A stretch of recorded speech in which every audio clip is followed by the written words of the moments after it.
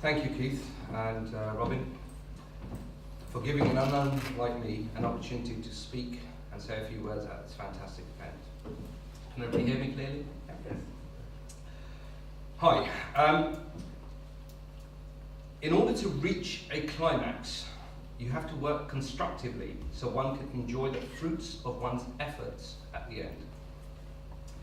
So in order to help you do so, my lecture has been prepared in such a way, and therefore I ask you to humbly be patient.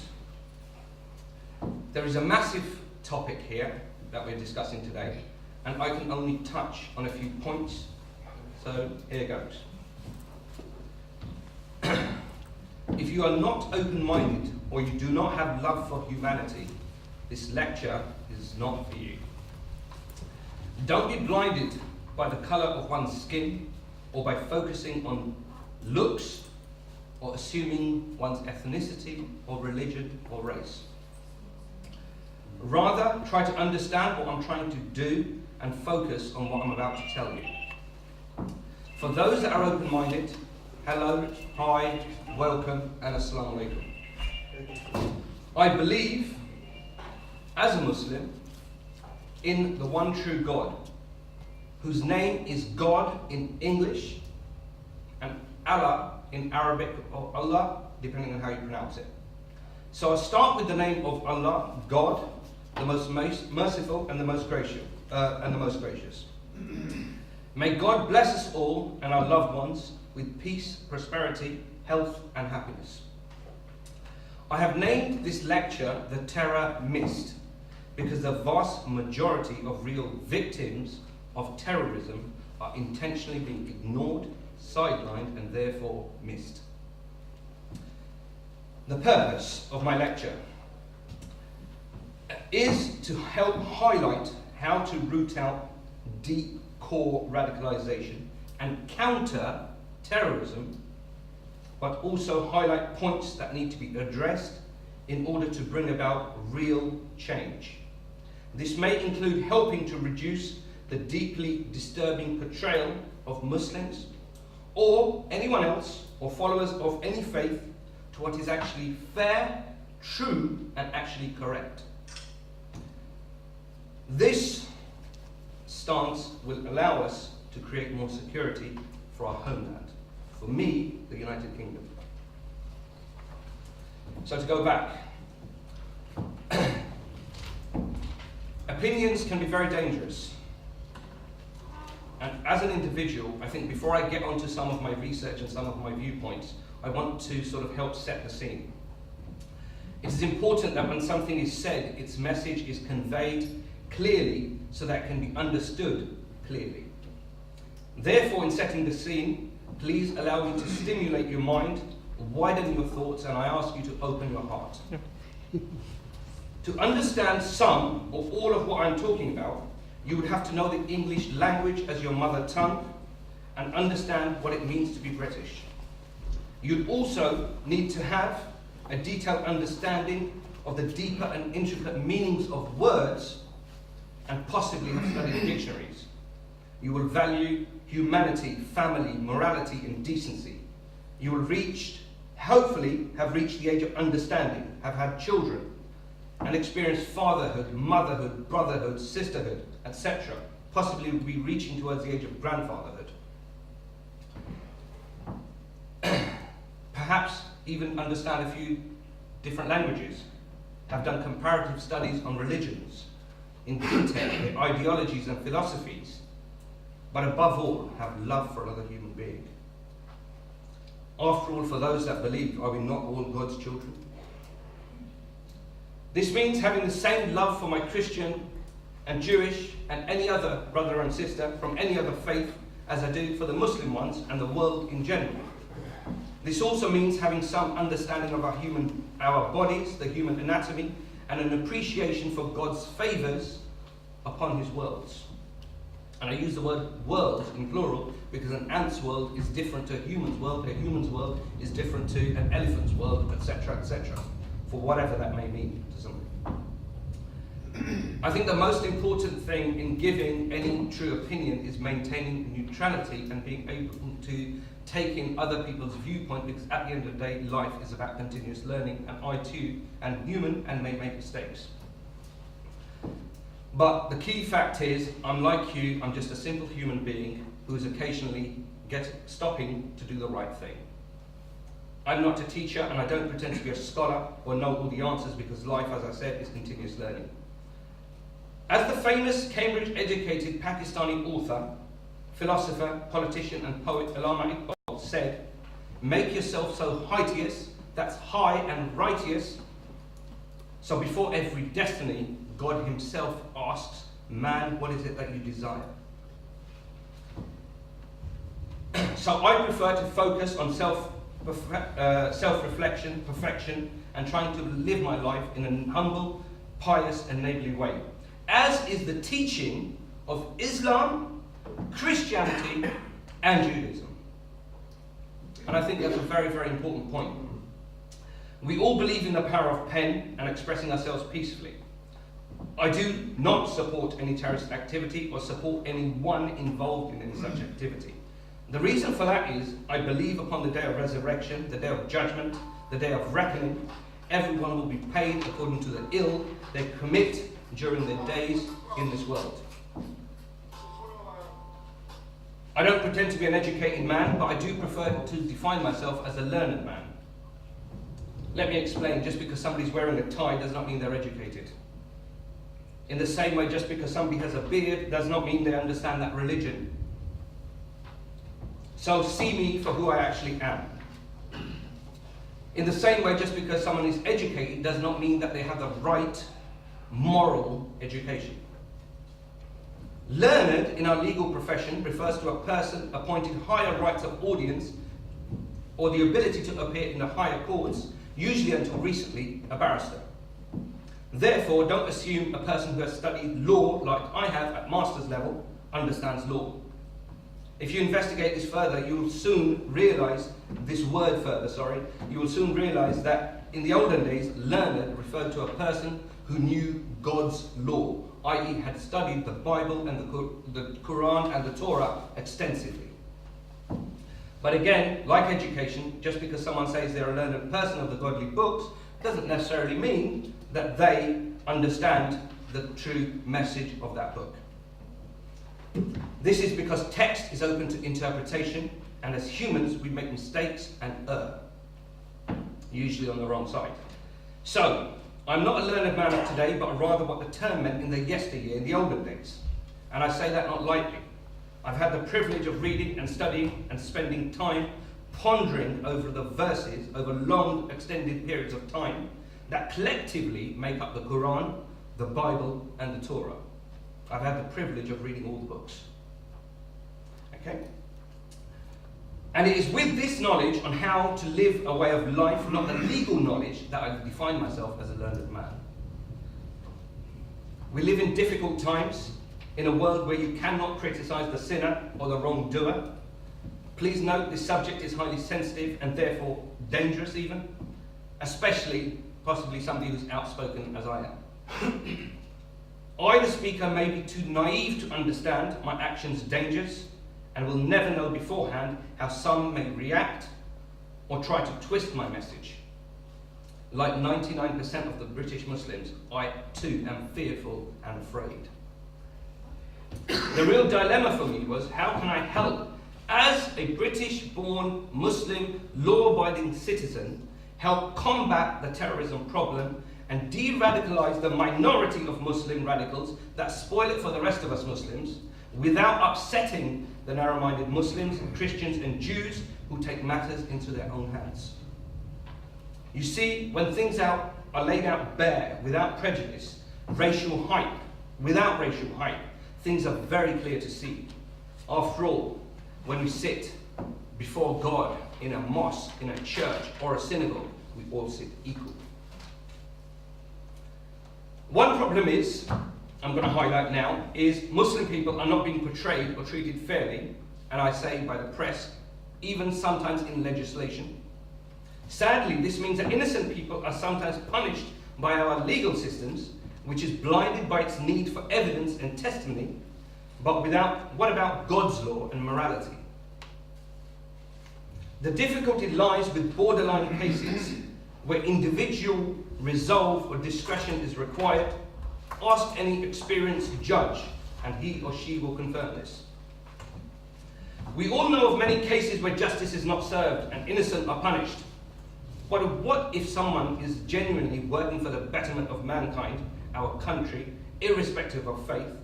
So if I make a mistake or you disagree, please find it in your hearts to forgive my opinion. Let me share something with you. It's a poem. I'm an author, I write stuff. I haven't published a huge amount because I've spent many years reading, researching, and what have you. The poem is called Ist in Islamist. Just think about this with an open mind. Words from the heart, not from behind. Constant bias propaganda, removing peace from our world. Creating instability, crimes against humanity, and bombs are often purchased and hurled. Jews, Muslims, and Christians all believe in God, one. Why respect only for rabbis and priests, imams none? Each doing God's work in their own special way, encouraging people to turn to God to pray. Here's God's word, i.e. the Bible, the Quran, and the Torah. Where would we be? Without it, where would we be? No guidelines, direction lost, destroying our society. Forget the differences, one thing's always baffled me. Read, it's about the interpretation, and see if you agree. Crucial part of one word, the ist in Islamist, is in the same category of words as racist. Others include terrorist, extremist, sexist, rapist, and jihadist. Putting faith in this category is not fair, it's baffling ist. Christians who sin are not Christianist. Jews who wrong are still Jewish, not Jewist. Using religion to terrorize others, that is terrorism. Uneducated fanatics don't help, creating un-Islamic extremism. Islamists, what do they mean? CNN, BBC, Children's Eye TV, the papers and the media. A religion to be loathed, despised, feared. Iraq, no phobia. Islamophobia. Freedom of expression, but what message do they portray? Discriminate, abuse, persecute, destroy them, battle array. Name of a surah in the Quran. Our beautiful language, governments, universities, editors, who's at fault? Who's in control? The banks, the capitalists with huge vaults? Using English soil for their dirty work, inciting hatred and pain, misabusing powers and twisting dictionary meanings for their gain. Fabricated news and lies, promotion of the Sunni-Shia divide, covering up the atrocities and marketing terror, insecurity and suicide. The war victims, the innocent children drowned on the Italian Sea.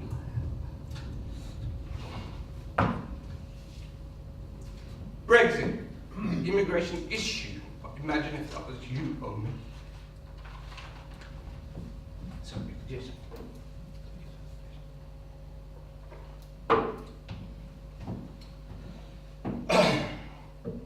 Anti-Semitism limits criticism of Arabs and Jews. Secure synagogues and churches, Muslims many, but the understanding few.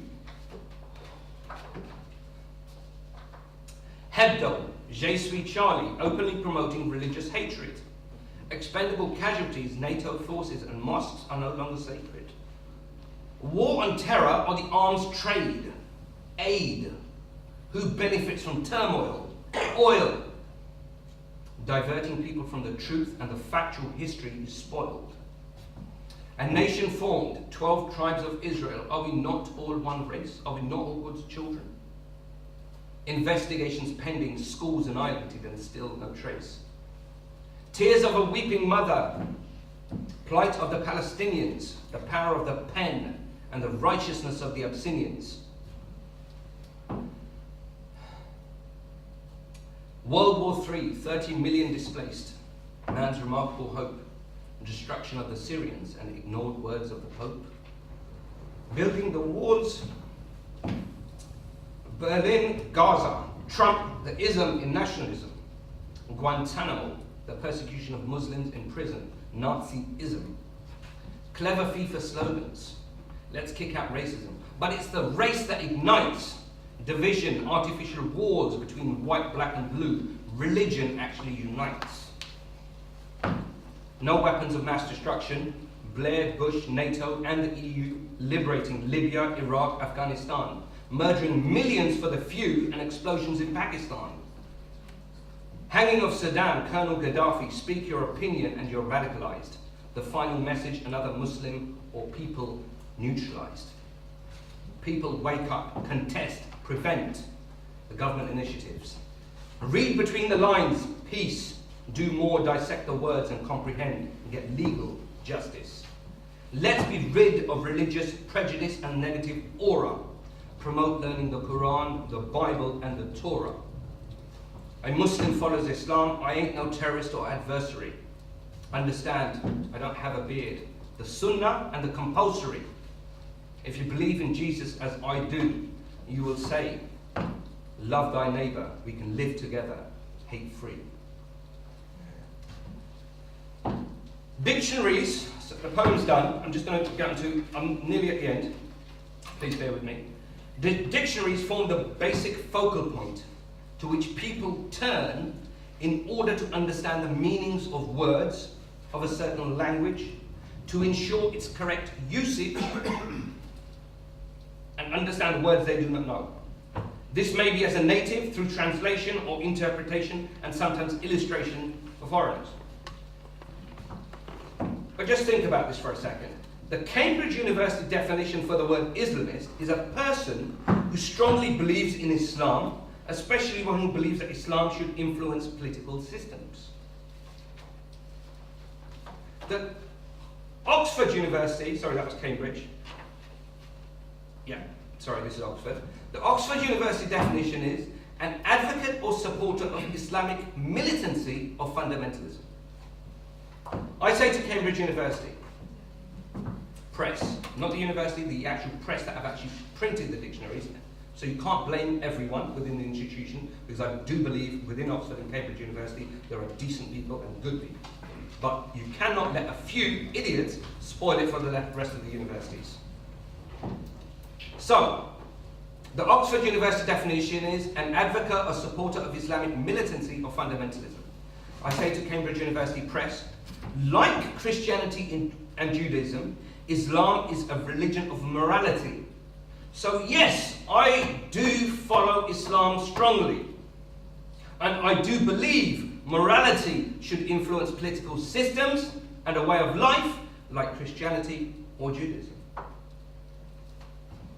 Otherwise, ill-educated people may end up sitting in a position of respect and authority, whilst being immoral, qualified but clearly ill-educated, and therefore unsuitable for that post, and therefore clearly unqualified. To Oxford University, I can only say Islam is a peaceful religion, in complete contrast to the militancy or the fundamentalism you incite towards us. This is unfair. 2 minutes, I've nearly finished that. Now, note the dictionary meaning as it currently is and compare it. Rape-ist, sex-ist, age-ist, terror-ist, Islam-ist. What they've done is they've put that word in the same category as all of these words. Now I'll explain the meaning to that. This is of critical importance, and this is the climax of my lecture. Obviously, we're all human and we make mistakes. The ist is normally attached to the person who does the crime. So age ist, sex ist, rape ist, terror ist, Islam ist. What they're actually saying is every single person is a Muslim is connected in some way to terrorism. Is that fair? Is that fair? Ask yourselves this. Okay? So, I will continue very, very quickly to finish off. Sadly, somebody seems to have forgotten that the Magna Carta was built upon the same ideology, and the teachings of moral values of Christianity and then Judaism, the same basics as Islam. I've never hurt nobody. I've never hurt nobody. I see people's children as my children, or why our children are targeted in schools. Now turn the meaning upside down and think about it. You'll soon realise that the meaning should be completely changed to a person, group, organisation or entity who persecutes, punishes, terrorises or victimises any Muslim person of followers of the Islamic faith. This is the correct meaning, in my opinion, or the best definition for the word based on years and years of research. So to sum up and to conclude, this is what they should be changed to. Now that you, the audience, begin to understand how deep this Islamist problem is, you learn why every Muslim in the English-speaking world, the world over, is being targeted or treated as a terrorist. That is at airports, in prisons, in hospitals, in workplaces, and in public. And the list is endless. Let us not forget the university's mistake. Let us forget about accountability and who is to blame. Forget about all of that. Let's fix the problem. Forget who is to blame for putting the definition in. We don't want apologies. Let's move forward together so the Commonwealth nations can prevent violent terrorism and counter radicalisation. But you have to be willing to put yourself on the line, as I have done, and get to the core of the problem. Then you can make recommendations on how to root out radicalisation. The question is, where does that put our laws? Where does that put our legislation? The question is, where does that put our convictions? The hundreds of people who are in prison. I am not saying they're all innocent. No. I think the guilty ones should be punished. But what I am saying is that the law on which the definitions that go into legislation form law need to be looked at in more closer detail and more scrutiny. But hey, who's going to listen to an unknown